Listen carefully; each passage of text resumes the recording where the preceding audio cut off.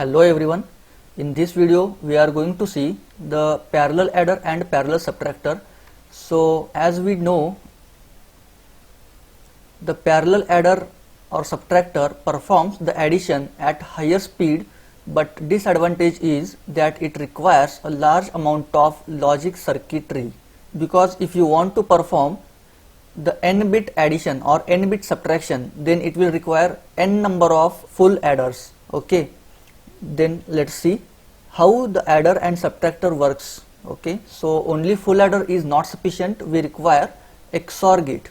Okay, so here we know the XOR gate truth table. So if the number of inputs or if the number of logic ones at the input side are odd, then the outputs will be 1. If the number of logic ones at the input side are even, then the output will be 0. Okay, so from this truth table we can conclude that 0 XOR A is equal to A and 1 XOR with A is equal to A bar.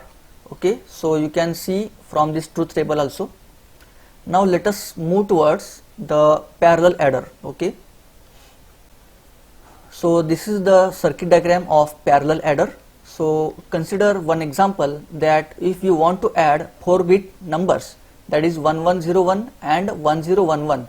So consider these numbers A and B. Okay, then we will load these numbers into A and B variables. So we know that the output of this addition will be 11000. Okay, so let us load these numbers, 4-bit numbers, into A and B variables. Okay, so these numbers are loaded. Now for addition purpose we have to make C0 equal to 0. Okay, so here the 0 is loaded. So what will happen due to this 0? Initially A1 plus B1 will be done, then A2 plus B2 will be done, then A3 plus B3 will be done, and A4 plus B4 will be done. Okay, so initially these bits will be transferred to the each full adder. Okay, but the second input of XOR gate is controlled by the C0, okay, which is given here. Okay, so the output of this XOR gate will be all the original values of B variable. Okay, because the first input is 0, so output of XOR gate will be same as that of second input. So B1, B2, B3 and B4 will be appeared at the output of XOR gate. Okay, so further the full adders will produce the A1 plus B1 or A2 plus B2 and so on. Okay, so initially we will get only some bits, that is 1 plus 1 is what? 0. Okay, so 0 will be appeared here, then 0 plus 1 will be 1 will be appeared here, then 1 plus 0 1 and 1 plus 1 is 2 in binary, so 0 will be appeared here. Okay, so let us see. Okay, but now the carries are not shown here, so the carries will be transferred from LSB full adder to MSB full adder. Okay, so it will require some time, that is called propagation delay. Okay, so let us see the effect of carries. So here 0 plus 1 plus 1, the answer is 2. In binary it will become 1 0. So here the carry is generated. So this 1 will be transferred as Cin to the second full adder. Okay, so this 1 plus 0 plus 1, the result is 2 in decimal. So the result will be 1 0 in binary. So S2 will become 0 and C2 will become 1. Okay, so further this 1 will be applied as Cin to the third full adder. Okay, so further this 1 plus 1 plus 0, result is 1 0 in binary. So S3 will become 0 and C3 will become 1.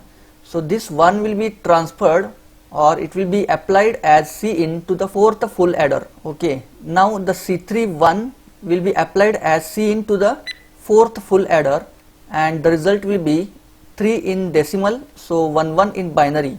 So now S4 will become 1. Okay, and the carry out of the fourth full adder will also be 1. Okay, so here the C4 is also 1. Now you can see or you can cross verify the result. Expected result is what? 11000, which is also equal to 11000.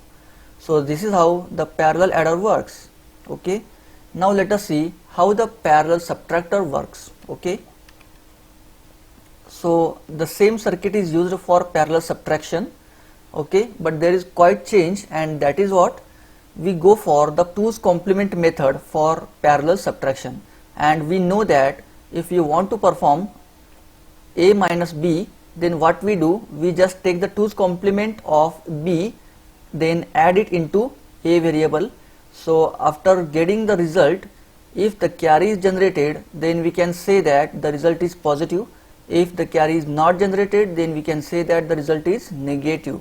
So in case of the carry is not generated, we have to take the 2's complement of the obtained 4-bit value to get the exact magnitude. Okay, so let us see the process of how to perform the subtraction using 2's complement.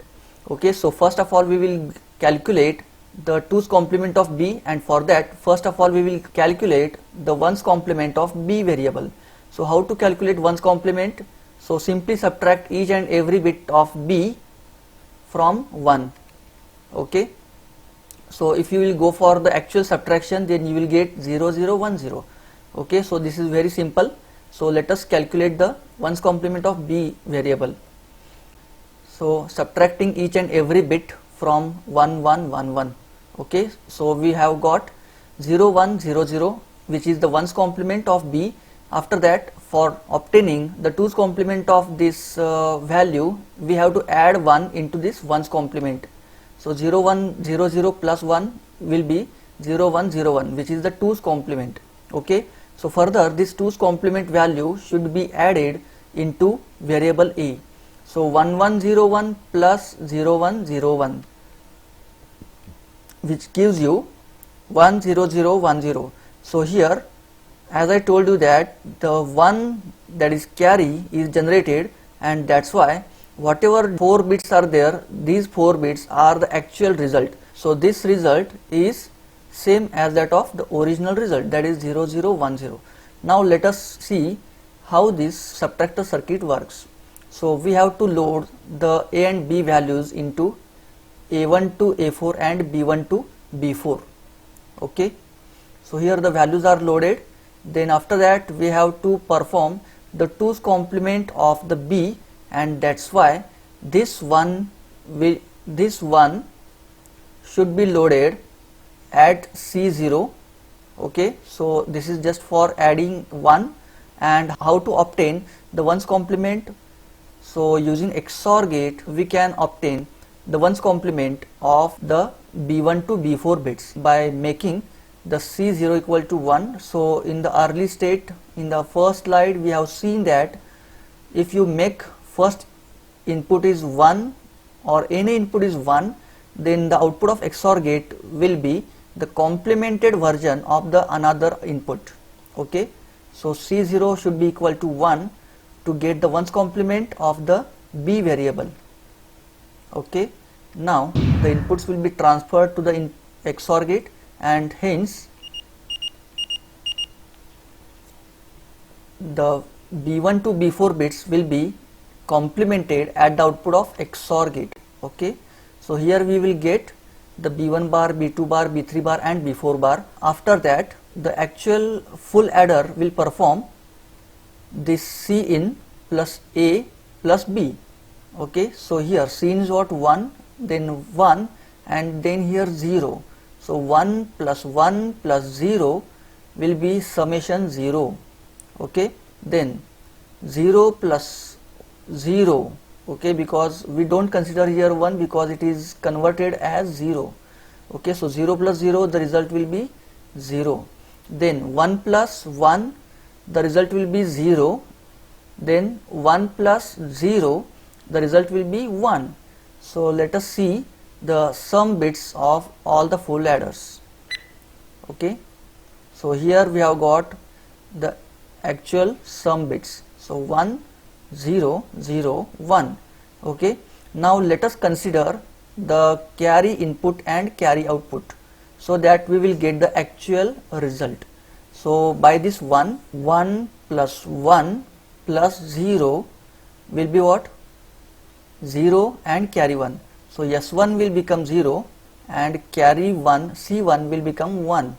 So further this 1 will be given as an input to the second full adder. So 1 plus 0 plus 0, the sum bit will be 1. Okay, sum bit will be 1 with C2 equal to 0. Okay, so further this 0 will be applied to the third full adder of as C in. Okay, then 0 plus 1 plus 1 will be 0 and carry 1. So S3 will be 0 and C3 will be 1. Okay, so further this 1 will be applied as C in to the fourth full adder. Okay, so 1 plus 1 plus 0. Okay, actually this 1 will be converted here as 0. So 1 plus 0, the result will be 1 0 in binary. So S4 will become 0 and C4 will become 1. Okay, so this is how we have obtained the result as 1 0 0 1 0. Okay, so this is what the actual result which was calculated here. Okay, so I hope you understood this parallel adder and parallel subtractor. If you have any doubts, any queries, then you can write it in the comment box, and if you are new to this channel, then please subscribe to the channel. If you liked this video, then please share this video with your friends. Thank you very much.